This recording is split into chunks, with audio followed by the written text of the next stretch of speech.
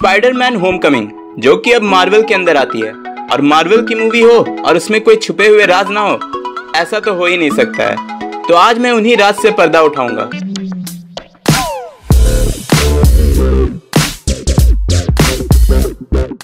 Number 1, uncle Ben.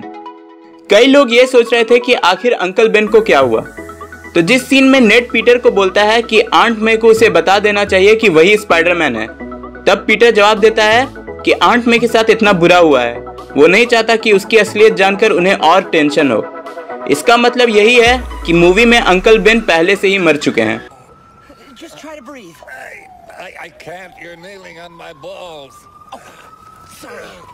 Rick, listen.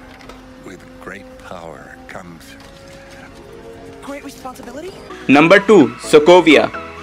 एक जगह Peter के हिस्ट्री क्लास में टीचर सोकोविया अकॉर्ड्स के बारे में बोलती है। सोकोविया अकॉर्ड्स वही रूल्स और रेगुलेशन है जिसमें सारे सुपर हीरोज को गवर्नमेंट के अंदर आना था, और इसी के कारण कैप्टन अमेरिका और आयरन मैन के बीच सिविल वार की लड़ाई हुई थी। नंबर 3, शॉकर और टिंकरर। हमें स्पाइडरमैन के एक नए विलेन की झलक इस मूवी में देखने को मिली है, शॉकर। कॉमिक्स में एक कैरेक्टर कुछ ऐसा दिखता है। कॉमिक्स का टिंकरर भी हमें मूवी में दिखा है, जो कि वल्चर के लिए हथियार बनाता है। कॉमिक्स में ये कैरेक्टर वल्चर के अलावा और कई सुपर विलन्स के लिए भी हथियार बनाता है। नंबर 4, नया स्पाइडरमैन। एक सीन में पीटर एरन डेविस से मिलता है और वो बोलता है कि उसका एक भतीजा भी है। कॉमिक्स में उसका ही भतीजा माइल्स मोरालेस अल्टीमेट यूनिवर्स का स्पाइडरमैन बनता है। मे भी हमें एक नया स्पाइडरमैन आगे देखने को मिले, लेकिन अभी इन्फिनिटी वार तक तो इसकी कोई उम्मीद नहीं है। Number 5, Ferris ब्यूलर।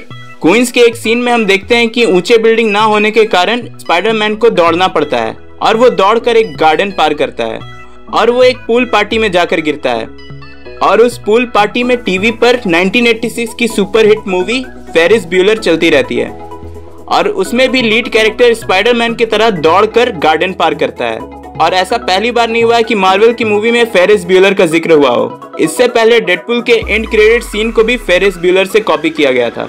You're still here? You're still here. It's over. It's over. Go home. Go home. Number 6, Ultron. एक सीन में जब पीटर टूम्स के बैग को चेक करते रहता है, तब उसे वहां अल्ट्रॉन का सर मिलता है। मे बी मार्वल हमें हिंट कर रही है कि इन फ्यूचर अल्ट्रॉन वापस आएगा, क्योंकि एज ऑफ अल्ट्रॉन में हमने सबसे आखिरी अल्ट्रॉन को मरते नहीं देखा था। वो सीन कुछ ऐसे फिल्माया गया था कि कुछ पता ही नहीं चला था कि अल्ट्रॉन जिंदा है या नहीं।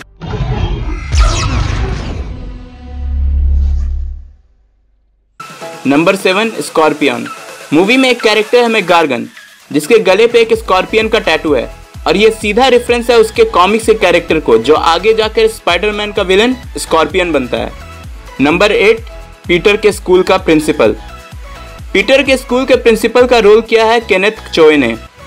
उन्होंने इससे पहले captain America the first Avenger में एक सोल्जर जिम मोरिटा का रोल किया था, और इस मूवी में भी वो उसी कैरेक्टर के पोते का रोल कर रहे हैं।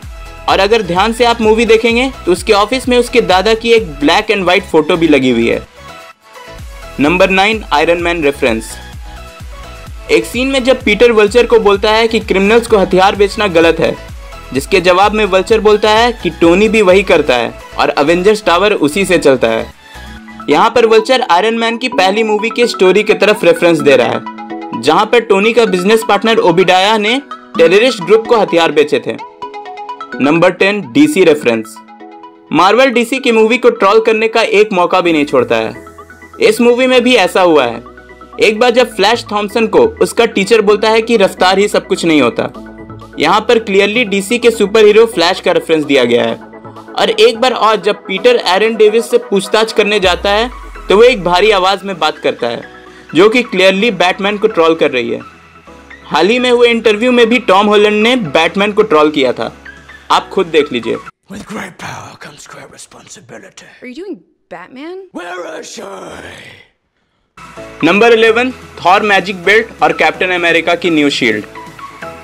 मूवी में जब हैप्पी अवेंजर टावर को रिलोकेट कर रहा होता है, तो हैप्पी शिप में थॉर का मैजिक बेल्ट और कैप्टन की नए शील्ड की प्रोटोटाइप रखने के लिए बोलता है। मैजिक बेल्ट को ऑडिन ने थॉर को तोहफे में दिया था, और इस बेल्ट को पहनने के बाद थॉर की शक्तियां और भी बढ़ जाती हैं।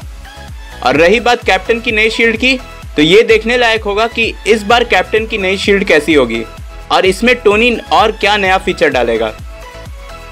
Number 12, iron spider suit. Movie के लास्ट में टोनी पीटर को एक नया सूट दिखाता है और ये सूट है आयरन स्पाइडर सूट, जिसे सीधे कॉमिक से लिया गया है।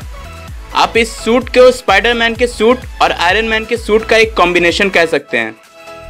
इन सीन्स के अलावा और भी कई छोटे सीन्स थे जो मूवी में हो सकता है आपने मिस कर दिए हो, जैसे कि मिशेल जोन्स को खुद को एमजे बोलना, स्पाइडरमैन का शिप को 2 टुकड़े में बंटने से रोकने वाला सीन, या फिर नेट के हाथ में स्टार वार्स सीरीज का डेथ स्टार रहना। अब है बोनस टाइम। हाल ही में हुए इंटरव्यू में टॉम हॉलैंड ने कंफर्म किया कि पीटर पार्कर सबसे पहले हमें आयरन मैन 2 में दिखा था। उन्होंने कहा कि जो बच्चा आयरन मैन का मास्क पहने रहता है वही पीटर पार्कर है, और ये काफी हद तक एक्सप्लेन कर देता है कि आखिर क्यों पीटर पार्कर आयरन मैन की तरह बनना चाहता है। What if somebody had died? I was just trying to be like you. I wanted you to be better. तो ये थे कुछ सीन्स जो मे भी आपने मिस कर दिए होंगे और मैंने मूवी देखने के दौरान नोटिस किए। अगर आपने भी कोई ऐसे ही सीन नोटिस किए तो मुझे कमेंट में ज़रूर बताएं। मुझे उम्मीद है कि आपको ये वीडियो पसंद आई होगी। ऐसे ही और वीडियो के लिए मेरे चैनल को सब्सक्राइब करें। मैं जल्द ही और ऐसी कंटेंट लेकर आता रहूँगा। टिल देन, बी देसी, बी नर्ड।